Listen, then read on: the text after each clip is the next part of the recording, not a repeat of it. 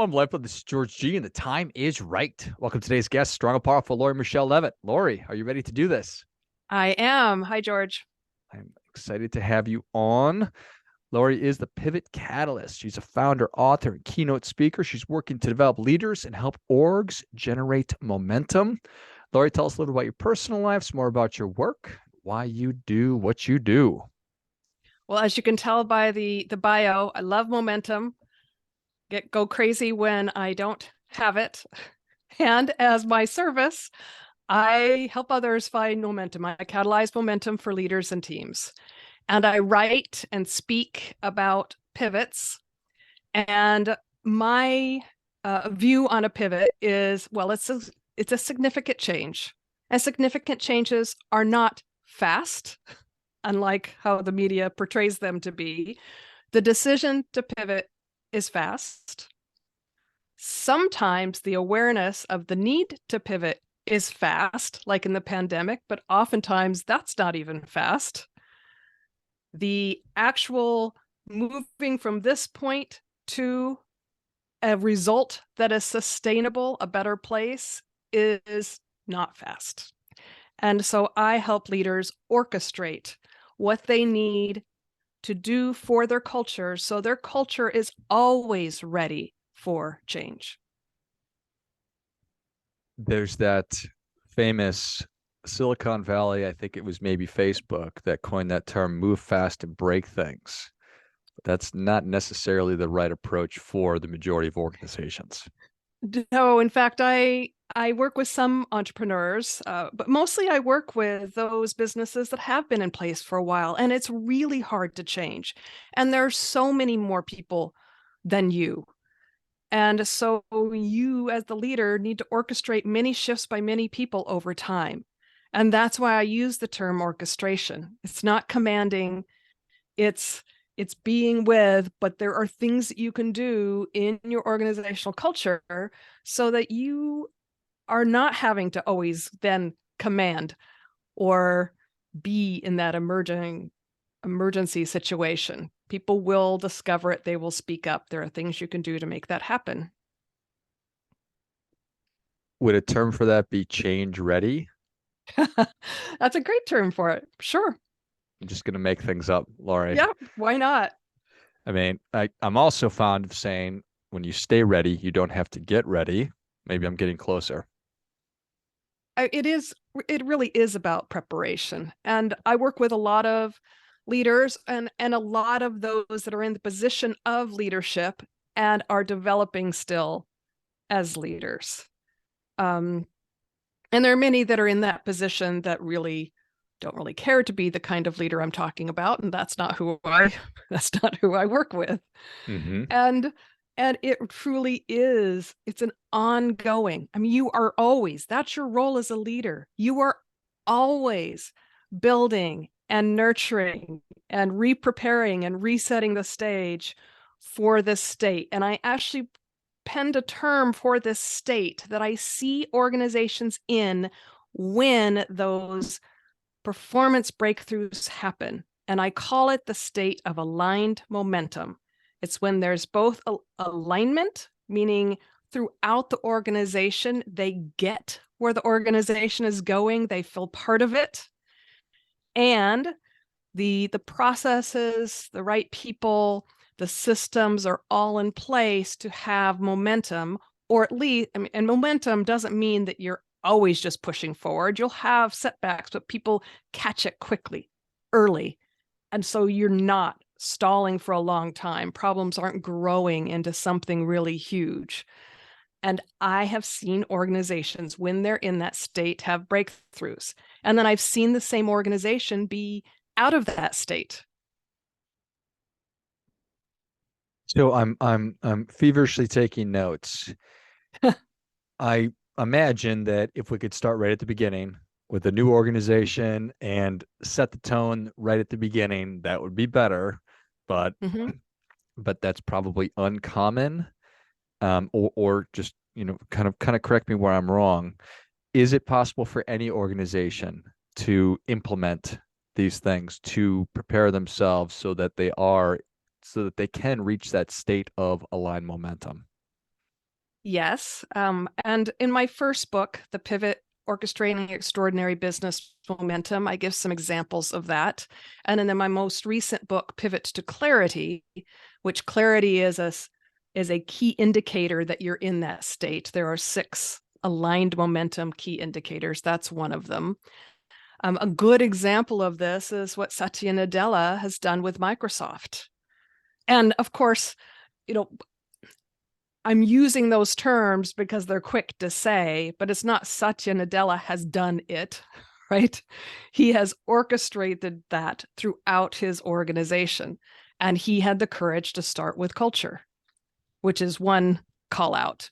Because if you, as a leader, and you're wanting to be in the state of aligned momentum, you have to understand where you are in moving toward that state. And you may be at the very start. And the very start is having a place where it's safe to step up and speak out.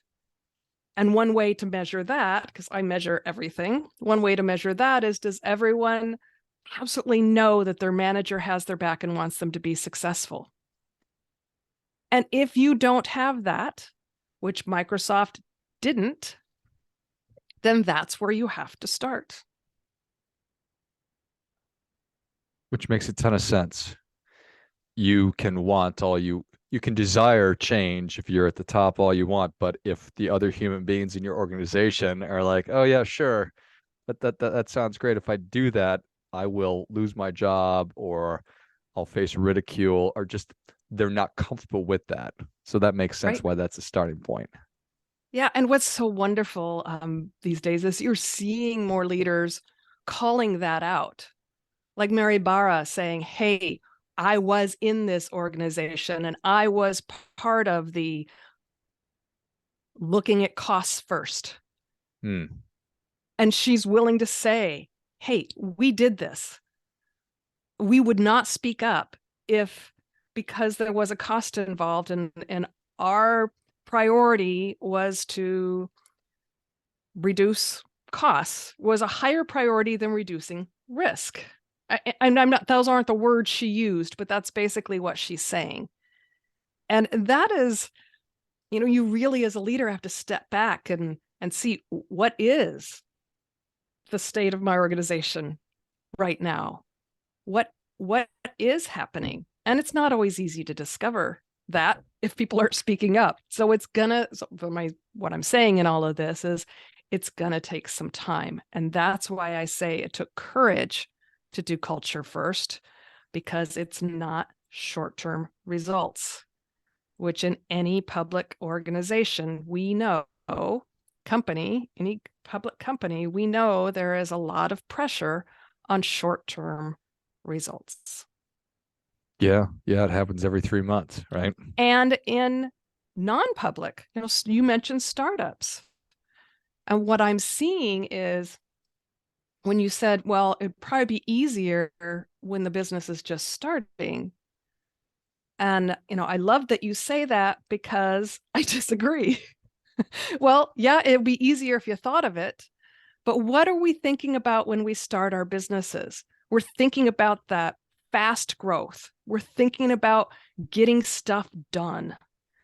We're buying systems to help us manage work so that everybody's doing what we want them to do. And we really aren't paying that much attention to how people are being or working together. It's survival, it's growth, and it's not being. Mm-hmm. Yeah. And so then what happens, and I talk about this a little bit, is that I work with those entrepreneurs that are fast growing, that know that they're going to hit this wall because they're afraid of becoming what they see as ugly corporate. They don't want to, quote, grow up ugly. And so they're going, you know what, we want to do culture right, because we don't want to just grow and then have a culture that we don't want to go into the office. That's not where you want to be. You don't want to build that. But I totally get, I'm an entrepreneur myself. I totally get how Oh, it's very difficult not to just focus on the getting stuff done. For sure. Okay. So as where does it start? It starts with the CEO. It does start. I mean, there's the tone at the top, and I'm sure there'll be others that say, "Hey, there are leaders throughout the organization." Yes, there are, and there are some in leadership roles where they are um, in a role of making decisions that affect the whole enterprise. So you could still be a leader in your role, but your role likely doesn't affect the entire enterprise. So when I say leadership team, those are these decisions and the strategic direction that is affecting the entire organization. And it needs to start there. It is not about them. When I do a consulting engagement, do I sometimes get in because they're saying, well, do it for them? Yeah. but but I know that eventually they're going to be wrapped into it. If I've seen the characteristics that I look for in the leaders. And those, I think you've already told me, but what are those characteristics that need to be present? So actually I just stepped into that, didn't I?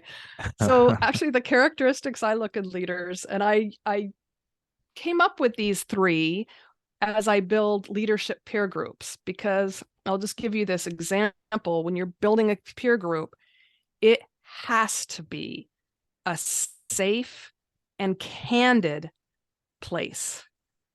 So if you're in a peer group like mine, you need to be wanting the success of everyone in the group, and you need to be open to saying whatever will help you grow and conflicting with them to help them grow. Now, wouldn't we all want our senior leadership teams and boards acting like this too? Yes.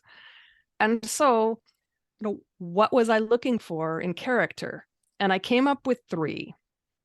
One is curiosity. And I defined that as you know a lot, but you're not a know it all.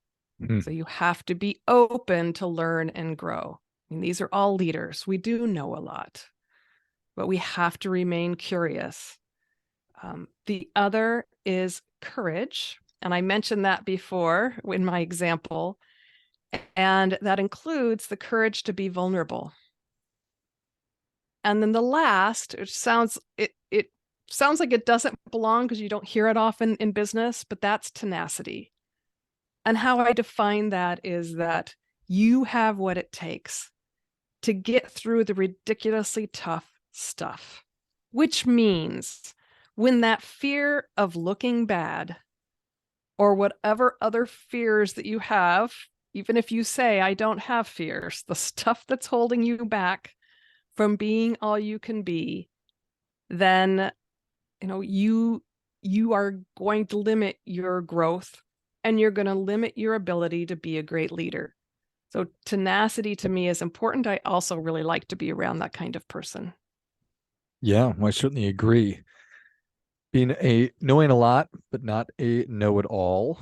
Need the courage to be vulnerable and to explore, and then the tenacity is I know that CEOs, presidents, leaders of organizations already take a lot of grief, and they get it from inside the organization and outside. And then when you're starting to or working to make big changes or prepare your organization to have that aligned momentum, I imagine that you're going to ruffle feathers within the group. And the media and the boards and the shareholders and probably some community and some stakeholders. And exactly. So being ready to do that, and not ready to do it, but also to stay the course as you are doing it. So you don't just pull the ripcord and say, oh, this was a lot worse than I thought. Let's just worry about this next quarter or next year. No, we need to stick to it. Mm-hmm. Yes. So momentum, I I agree.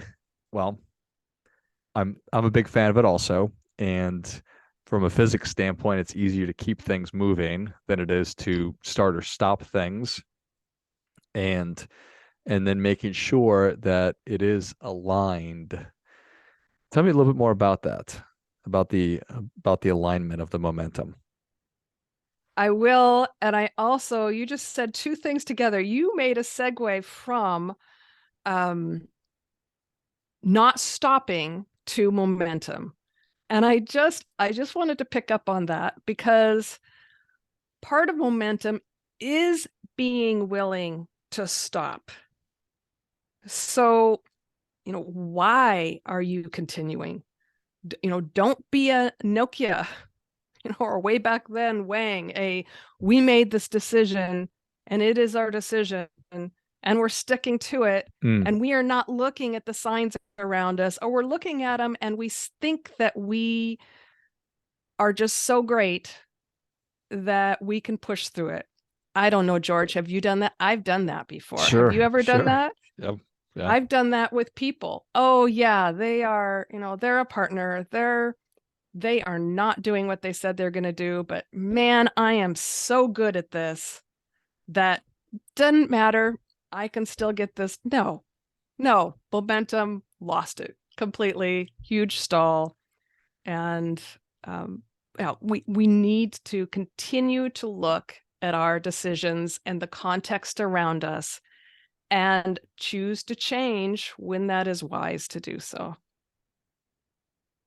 Anyway, back to you may have No, to ask your question yeah, because well, I went that's on a tangent. right. And that's where the courage is. That's where the curiosity is. That's where and tenacity to continually have the ability, the courage, the willingness to look in the mirror at myself as a leader, but then as an organization, and then to look at the things we're afraid to look at or we've been ignoring. Um, so yes, and I imagine sometimes we need to redefine what our values are, what our direction is, and this is also a process that is ongoing. Yes, with values and those, I call them like the guardrails, the parameters. I mean, when you're looking forward and, what are we going to do in the future, having those values, the principles, these are things that you will hold to, again, tenacity, even when it's ridiculously hard to. And those are also important. And everybody should know what they are. And you don't have to have the exact, let's say in an organization, and we value trust. One, define what that is in your organization. Mm. There, and then alignment with that. Yes, you want everybody to be trustworthy. I'm saying, not saying you don't, but they may choose different words for it. It's just, is it aligned? So alignment doesn't mean same as. Same thing with your strategic plan. So one way to keep momentum and have alignment is to share your strategic objectives and then allow those that are closer to the work, so the divisions, then the departments, and you can not go past the managers. I mean, it can get quite convoluted, but communication wise, it goes out to the edges of the organization, and then allow them to come up with what can they affect and how would they measure their progress, so that you're really starting to work at that, aligning the person with their role and the role with strategy. We so often go into those strategic planning session, we, the senior leadership team, and we, because it's comfortable for us, we spend 90% of the time on the execution plan as if we know how the work is being done, where the work is being done, Mhm. and spend way too little on the future looking part. And that is that future. That's what everybody is looking to us to provide. That's what we need to be working on. Do we then bring it back to this year? What do we want to do? And do we come up with some idea of how we can measure that so that we even know, are we way off base? Do we even have the talent to do this? Are we actually doing the right things before? you know, if we want this, what do we have to do first? Yes, have those discussions, but don't make it concrete. Don't just then hand it to accounting to create a budget until you've taken that strategy out through the organization and said, all right, here's the direction we're headed. We've come up with some ideas of what we think would be done in order to get there, but you tell us. And then, you figure out, you tell us how you would measure that progress. You tell us what would be hard. You tell us, and so people will start owning that and feel aligned with that. This will get you alignment and momentum. The other, I mentioned the 6 aligned momentum key indicators. We will not have time to go over them all. But if you'd like, I can mention what they are. Yeah, for sure. So one is clarity. And that is, so my second book, Pivot to Clarity, is about not only getting clear as a leader and then being clear so that you are being so clear that the other person gets it for them. So it's getting clear and being clear. So there is clarity and then mastery mindsets. You want growth in your organization. You want nimble decision making, strategic thinking, talent adaptability, managers as coaches. And I may have missed one. Did I say 5 or 6?